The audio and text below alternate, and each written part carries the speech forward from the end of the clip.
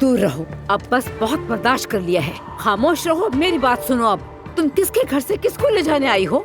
जिस दिन तुम अजलान से मिली वो बहुत ही मनहूस दिन था। लानत हो उस दिन पर। मनहूस ये शख्स है, इसने मेरी बेटी की जिंदगी बर्बाद की। आपको नजर नहीं आता?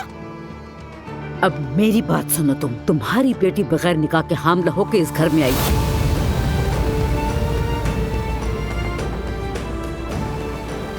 तुमने इसे ठुकरा दिया था, हमने अपनाया था। तो बताओ मनहूस कौन हुआ? खबरदार जो मेरी बेटी के बारे में किसी को नहीं छोड़ूंगी। ओह, ये अब मारेगी।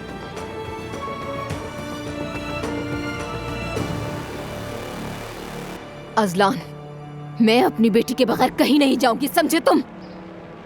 तुम नहीं ले जा सकती, खास तौर पे यहाँ खड़े होकर हंगामा करने के बाद तो बिल्कुल नहीं। तुम्हें याद दिलाता चलूं अगर याद नहीं है।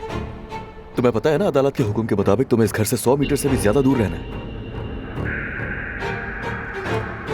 मेरी बेटी इसी घर में रहेगी और वो यहीं बड़ी होगी, और अदालत का भी यही फैसला है।